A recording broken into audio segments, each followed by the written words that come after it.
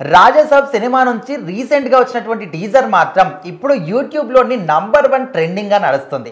మరి ఇప్పుడు చాలామంది కూడా ప్రభాస్ లుక్స్ గురించి కానీ స్టోరీ గురించి కానీ మాట్లాడుతున్నారు. అయితే రీసెంట్గా ఒక నెటిజన్ మాత్రం ఓవర్గా అసలు రాజాసాబ్ కథ ఇదే అంటూ కథ పూర్తిగా చెప్పేశాడు. మరి ఆ కథ ఏ విధంగా ఉంటుంది, నిజంగానే అది నిజం అనుకోవచ్చా?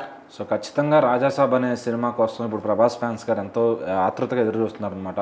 సో మరి ఈ సినిమాని అంటే జస్ట్ ఊరికి ఆయన ఫ్యాన్స్ కోసం చెయ్యాలి, ఏదో పాన్ ఇండియా ప్రాజెక్టులో కాకుండా జస్ట్ చాలా రోజులు అయిపోతుంది ఫ్యాన్స్కి ఏదన్నా మంచిగా ఇద్దాం, మనలో ఫుల్ అంటే ఆయనలో కూడా మొత్తం ఏదో వేరే వేరే సలార్ అని అట్లా రకరకాలుగా చేస్తున్నాడు, ఆయన ఓవర్ ద టాప్ వెళ్ళిపోతున్నాడు. సో అసలు మన ఫ్యాన్స్కి మన డార్లింగ్ వింటేజ్ డార్లింగ్ చూపించాలని చెప్పి మారుతి గారితో కలిసి ఆయన అయితే ఈ సినిమా చేస్తున్నారు అనమాట.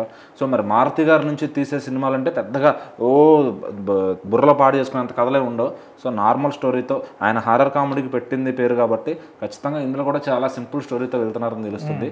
బట్ ఏంటంటే ఆ సింపుల్ స్టోరీనే బడ్జెట్ ఉంది కాబట్టి లావిష్గా అంటే ఎక్కడెక్కడ పెట్టాల్సిన ఏం పెట్టాలి మొత్తము అన్నీ కూడా చూసుకుని ఒక బిగ్ స్కేల్లో అయితే సినిమాని తీస్తున్నారు అనమాట.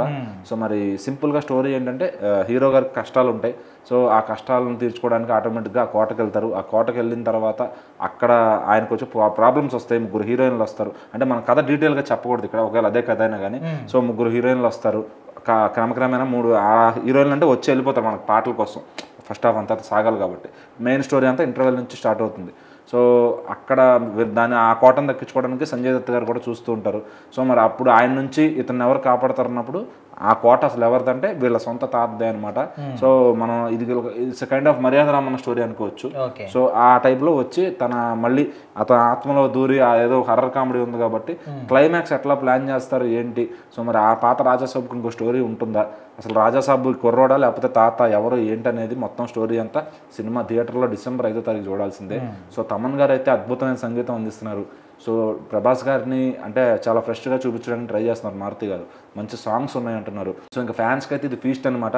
మరి ఓవరాల్గా ఇండియా వరల్డ్ వైడ్గా ఇది కనెక్ట్ అవుతుందా లేదా అనేది ఆ సినిమా కంటెంట్ మీద బేస్ అయి ఉంటుంది. సో హిందీ వాళ్ళు కూడా హర్రర్ కామెడీ సినిమాలు బాగా ఎంటర్టైన్ అవుతూ ఉంటారు వాళ్ళు. సో మరి ప్రభాస్ గారు ఫేస్ చూసైనా సరే వాళ్ళు వెళ్ళిపోతారు ఈజీగా. సో అక్కడ కంటెంట్ వర్కౌట్ అయితే కనుక ఖచ్చితంగా మన తెలుగు డైరెక్టర్లు ఇంకొక మారుతి గారు కూడా పాస్ అయిపోయినట్టే అనమాట. సో తెలుగు వరకు ఆయన సాటిస్ఫై, ఆయన చేసిన సినిమాలన్నీ మనం భలే భలే మగాడివే కానీ మహాన్ భావుడు కానీ అట్లా అన్ని సినిమాలు చూసాం, మనం ఎంజాయ్ చేస్తూ ఉన్నాం. ప్రతిరోజు పండుగ కానీ ఏది తీసినా కూడా మారుతి గారు తనదైన శైలిలో తీస్తూ ఉంటారు. మొత్తం కూడా ఒక కథలో మంచి పాయింట్ పట్టుకుని దాని చుట్టూ అల్లే ఒక మంచి ఫ్రెష్ కామెడీ స్క్రీన్ ప్లేతో తీసుకెళ్తారనమాట. సో అదేవిధంగా ఇప్పుడు ఈ రాజాసాబ్ను కూడా తీర్చిదిద్దబోతున్నారు. సో మరి ఎలా ఉండబోతుంది ఏంటి అనేది December 5వ తారీఖు చూద్దాం.